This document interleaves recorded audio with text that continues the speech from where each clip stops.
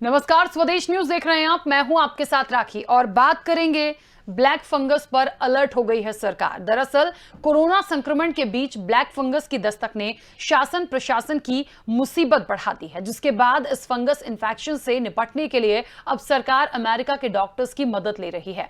मध्य प्रदेश की राजधानी भोपाल के हमीदिया अस्पताल और जबलपुर मेडिकल कॉलेज में 10-10 बिस्तर का म्यूकोर माइक्रोसिस यूनिट और ऑपरेशन थिएटर स्थापित किया जाएगा। यह देश का पहला म्यूकोर माइक्रोसिस यूनिट होगा। मध्य प्रदेश के मुख्यमंत्री शिवराज सिंह चौहान ने बैठक कर अधिकारियों को निर्देश दिए और यह भी कहा कि ब्लैक फंगस का इलाज संभव है। लक्षण दिखने पर समय पर अस्पताल पहुंचे और इसका इलाज कराएं। आपको बता दें कि इसके इन्फेक्शन से नाक, मुंह, दांत, आंख, मस्तिष्क और बाकी अंग भी संक्रमित हो जाते हैं। अभी तक प्रदेश में 50 रोगियों की पुष्टि हुई है। इसका उपचार महंगा होता है, इंजेक्शन महंगे लगते हैं, इसलिए प्रदेश सरकार ऐसे पेशेंट को भरपूर सहयोग करेगी जो आर्थिक दृष्टि से कमजोर हैं। उनके निःशुल्क इलाज की व्यवस्था का पूरा प्रयास किया जाएगा। उधर मध्य प्रदेश के चिकित्सा शिक्षा मंत्री विश्वास सारंग सहित हमीदिया के डॉक्टर्स और अधिकारियों ने अमेरिका में इस बीमारी का बड़े स्तर पर इलाज कर रहे डॉक्टर मनोज जैन से भी इसको लेकर चर्चा की। आपको बता दें, यह पूरी चर्चा वीडियो कॉन्फ्रेंसिंग के माध्यम से हुई थी, जिसमें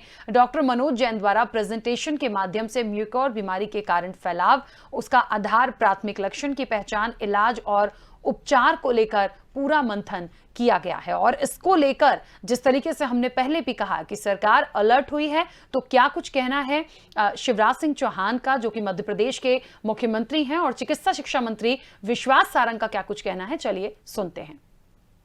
ये ब्लैक फंगस के संक्रमण की घटना सामने आ रही है और वो बहुत भयानक है। जो सुना है, आंख पे जो इफेक्ट होता है, बाकी जो प्रभाव होते हैं, किसी का तो पूरा जबड़ा ही निकाल देना पड़ा, आंख निकालनी पड़ी। तो ये मेरा चिंता का विषय है। इसमें नाक, मुंह, दांत, आंख, मस्तिष्क और बाकी अंग भी संक्रमित हो जाते हैं। और अभी तक 50 रोगियों की पुष्टि अब तक हुई है पूरे प्रदेश में। ये हमारी ड्यूटी है कि ब्लैक फंगस जैसी गंभीर बीमारी जो कोविड के बाद होती है, उसका उपचार भी हम सुनिश्चित करें और इसके लिए पूरे इलाज का प्रोटोकॉल जारी किया जाए। इस बीमारी के कारण क्या है, लक्षण क्या है, निदान क्या है, इलाज क्या है, सावधानी क्या रखी जानी चाहिए, इलाज के प्रोटोकॉल के अनुसार उपचार सुनिश्चित किया जाए। उपचार महंगा भी होता है, एक इंजेक्शन महंगा लगता है, इसलिए ऐसे मामले जो आएंगे उसमें भी राज्य शासन ऐसे पेशेंट्स को भरपूर सहयोग करेगा। वो आर्थिक दृष्टि से कमजोर हैं तो हम उनके भी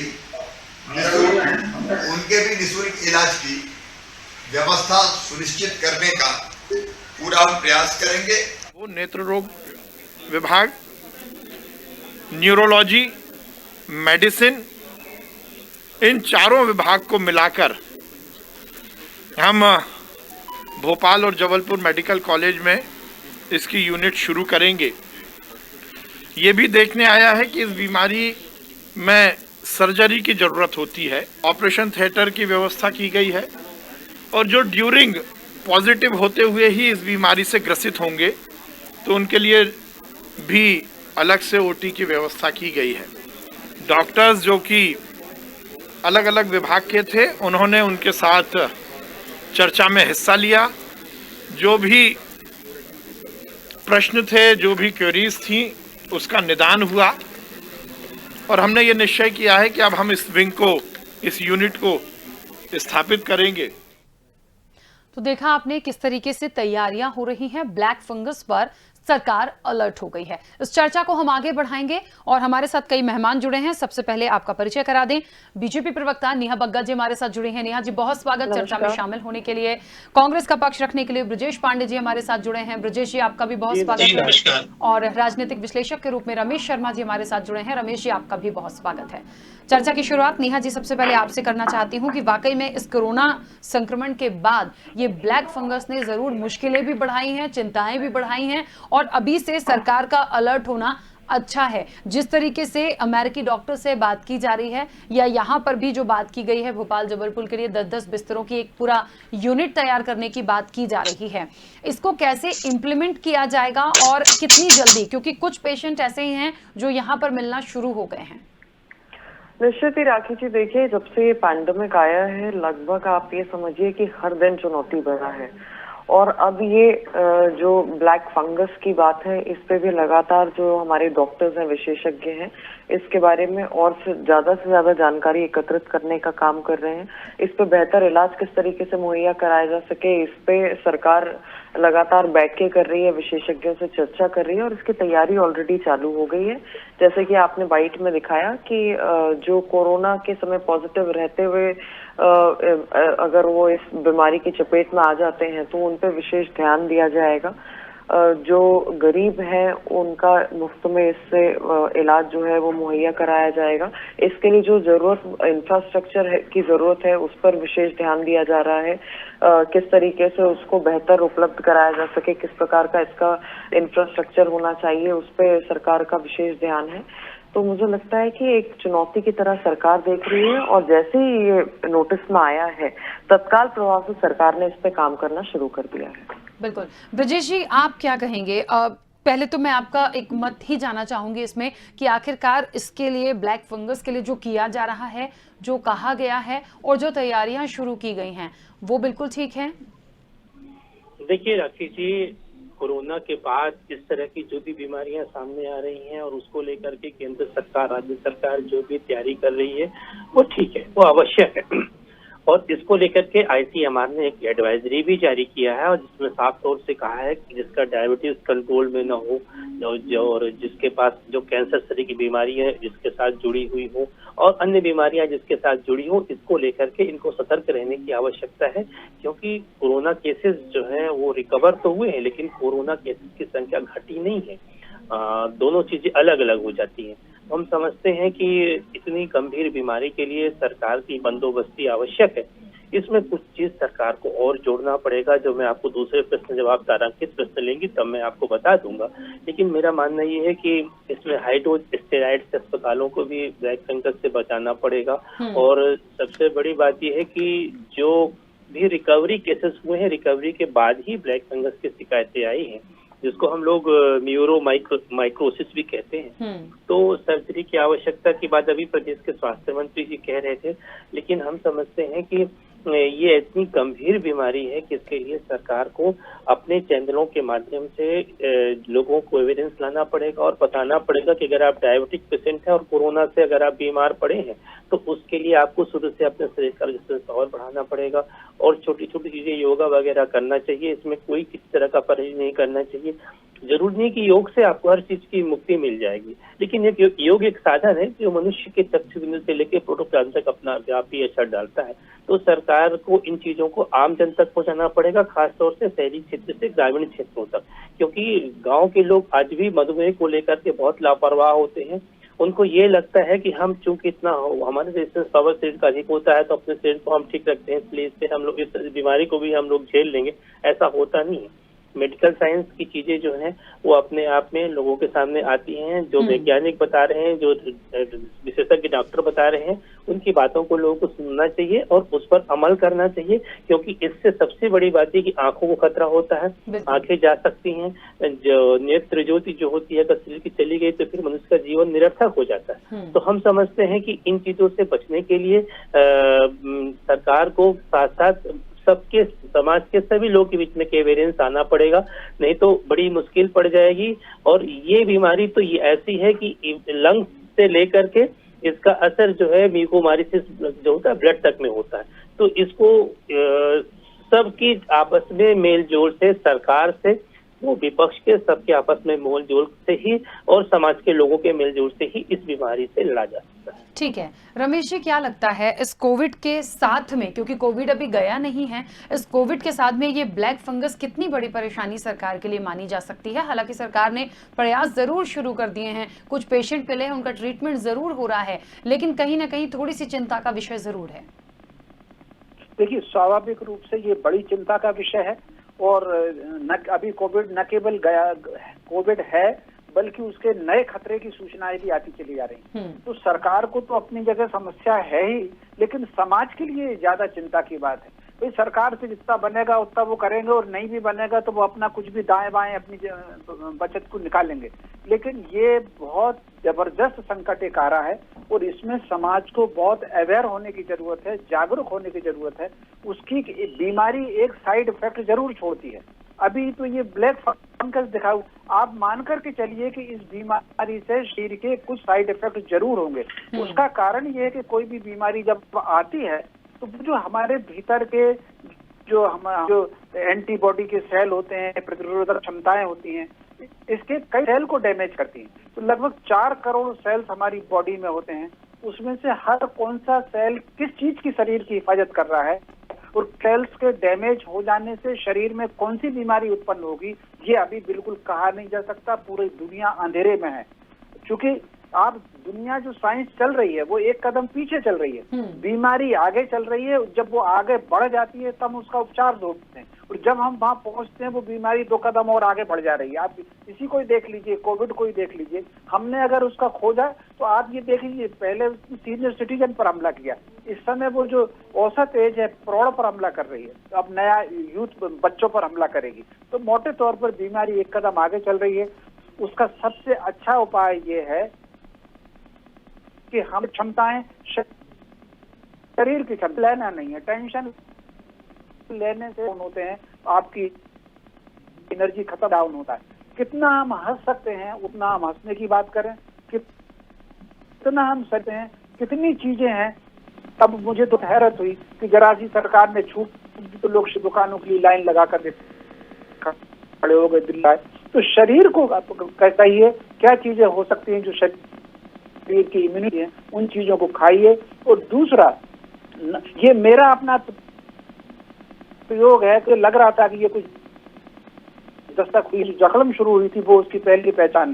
तो मैंने नाक में सरसों का तेल घानी वाला, ये जो पाम ऑयल वो बिल्कुल नहीं, ओठ पर लगाएं और नाक के अंदर लगाएं। इस ढेले का नुकसान नहीं है, लेकिन ये आपको इस फंगस से बहुत बचत देगा। बिल्कुल। चलिए वापस आती हूँ आपके पास। नेहा जी, अब जो प्रयास किए जा रहे हैं ये बात अच्छी है कि हम अभी से इसके लिए जागरूक है। जिस तरीके से एक बात और आई थी कि तीसरी वेव यदि कोविड की आएगी तो बच्चों के लिए घातक हो सकती है, तो उसके लिए बच्चों के लिए आईसीयू बेड बनाने की बात शुरू हो गई, उसके सेंटर्स की बात हो गई कि हम कैसे कैसे कहाँ इंप्लीमेंट करेंगे। ऐसे ही इस बीच ब्लैक फंगस के लिए भी सरकार शुरुआत सरकार ने कर दी है। अब सवाल ये है कि सीएम शिवराज ने खुद इस बात को स्वीकारा भी है कि इसका जो उपचार है, इसके जो इंजेक्शन से दवाइयां हैं वो काफी महंगे हैं, तो आम व्यक्ति के लिए तो बहुत मुश्किल होगा। हालांकि उन्होंने कहा है कि हम प्रयास पूरा करेंगे कि इसे हम निःशुल्क कर दें, या आर्थिक रूप से जो लोग कमजोर हैं उनको कुछ ऐसा क्राइटेरिया में रखेंगे ताकि उन पर बहुत ज्यादा बर्डन उसका नहीं आए, क्योंकि इन सब से इतर जान बचाना बहुत जरूरी है। और ये भी रिपोर्ट में पता चला है कि ये एक ऐसा इन्फेक्शन है कि यदि आंख में हुआ तो कुछ लोगों की तो मैंने केसेस देखे उनकी आंख को निकालना ही पड़ा है। तो मतलब ये एक ऐसी चीज आ गई है जो बहुत बड़ी चिंता का विषय है, और इसके लिए सिर्फ एकमात्र यदि कोई चीज है तो इसका ट्रीटमेंट ही है।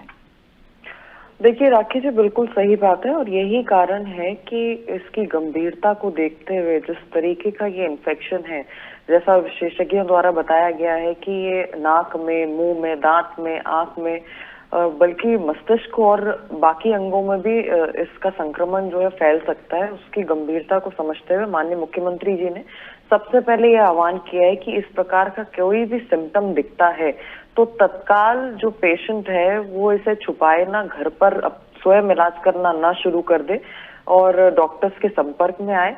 इसका इलाज संभव है, और इसको लेकर प्रदेश की सरकार, एडमिनिस्ट्रेशन जो है वो लगातार अमेरिका के विशेषज्ञों से भी चर्चा कर रहा है। हमारे जो देश के वरिष्ठ डॉक्टर्स हैं, वैज्ञानिक हैं, उनसे भी इस बारे में चर्चा हो रही है।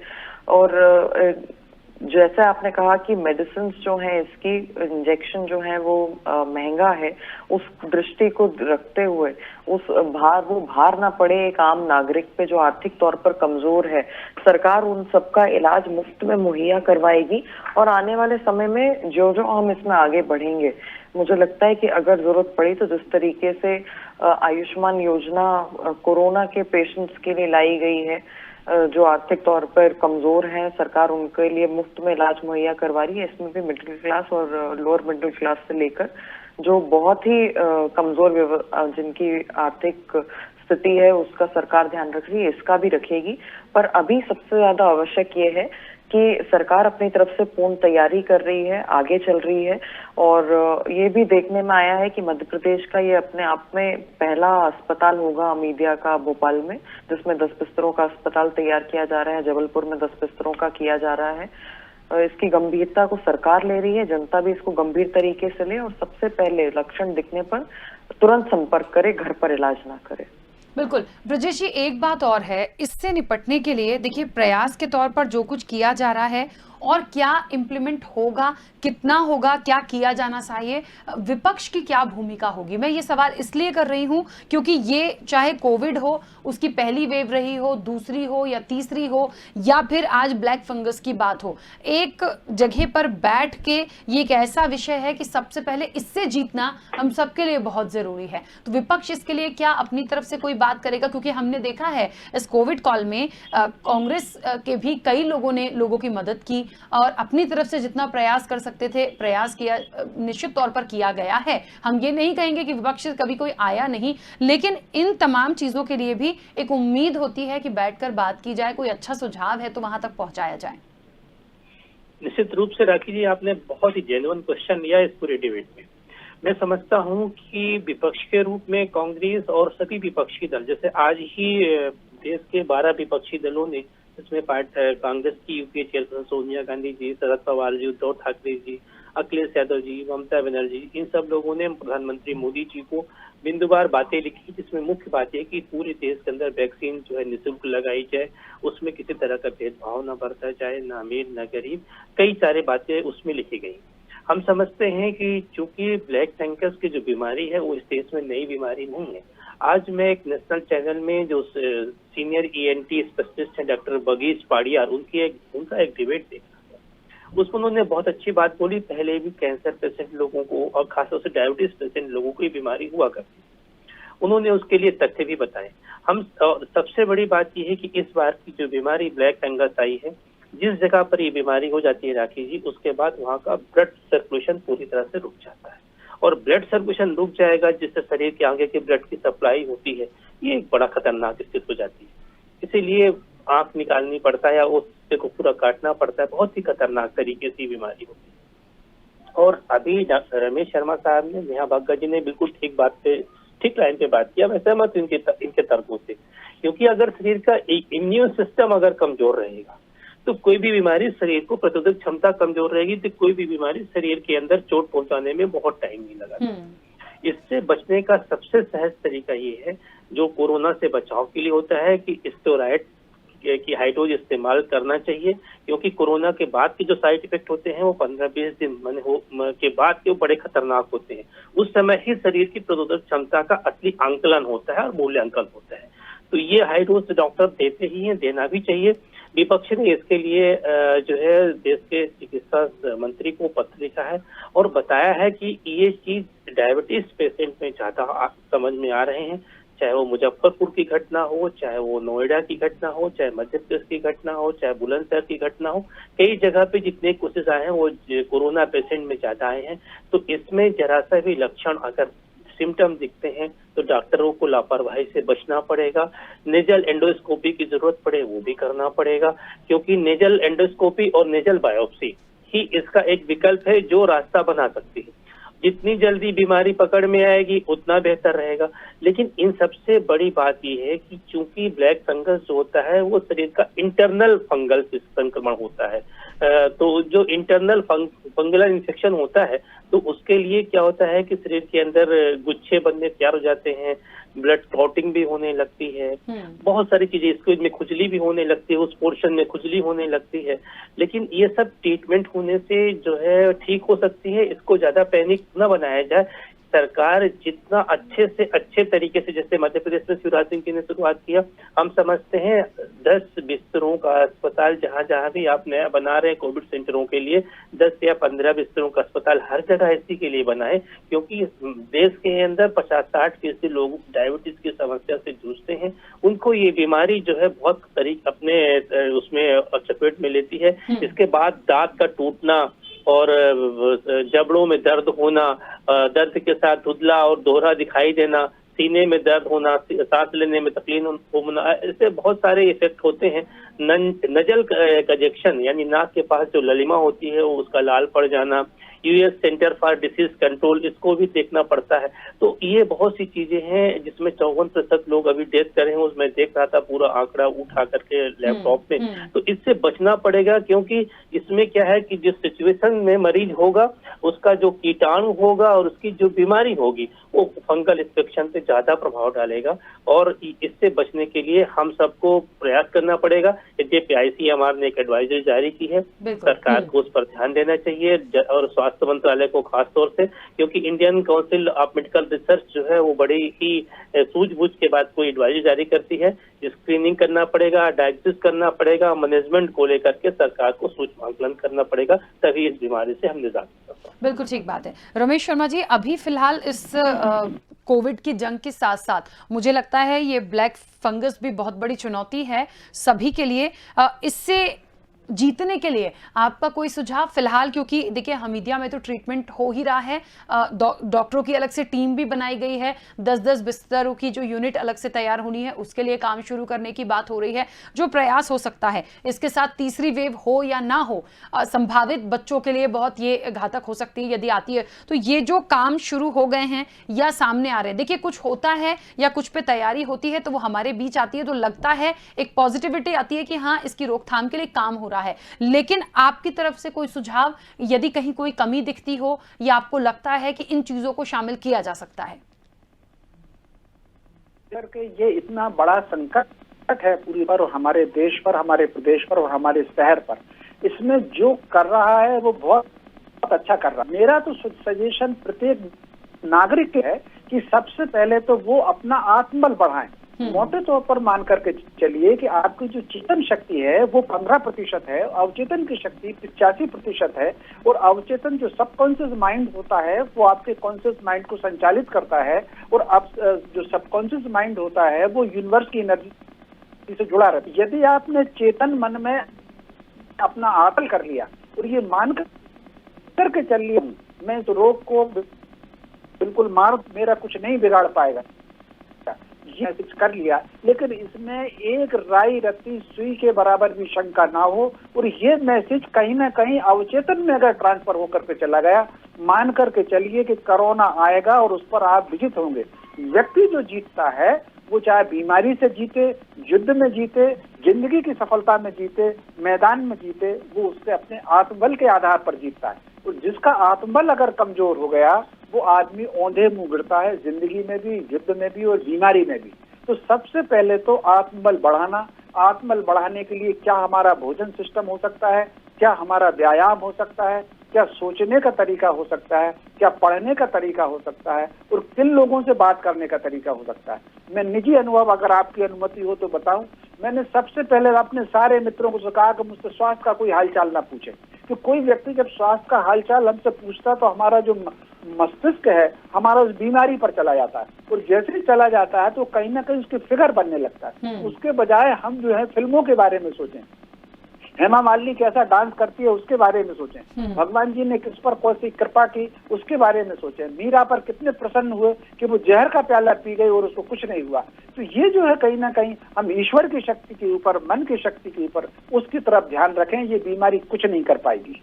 बिल्कुल ठीक बात है। चलिए, क्योंकि समय की सीमा है, बहुत अच्छे सुझाव भी आप लोगों से मिले हैं। आप तीनों मेहमानों का बहुत शुक्रिया इस चर्चा में शामिल होने के लिए। तो आपको बता दें कि देखिए बात हो रही थी कि इस ब्लैक फंगस पर सरकार जरूर अलर्ट है, और इसलिए अलर्ट है क्योंकि इसके केसेस आना शुरू हुए, ये सिम्टम्स दिखने शुरू हुए, कुछ ऐसे पेशेंट आए हैं, उनका ट्रीटमेंट स्पेशल डॉक्टर्स कर रहे हैं, और आने वाले समय में ये इतनी घातक साबित हो रही है कि जिस भी जगह पर इसका इन्फेक्शन होगा उस चीज को, उस अंग को निकालना पड़ रहा है। तो ये निश्चित तौर पर बहुत ज्यादा चिंता में डालने वाला है, क्योंकि एक तो कोरोना की मार, ऊपर से ब्लैक फंगस की मार, तो ये निश्चित तौर पर जिसकी हम तीसरी वेव की बात करते हैं वो भी कहीं ना कहीं बहुत मुश्किल में चिंता बढ़ाने वाली है। ऐसे में सरकार जो अपनी तरफ से प्रयास कर रही है, लगातार जो अमेरिकी कंपनियों से बात कर रही है, वहां के डॉक्टर्स से बात कर रही है, तो निश्चित तौर पर एक अच्छी पहल है। और जो भी निकल कर सामने आ रहे हैं, जो पॉइंट्स आ रहे हैं,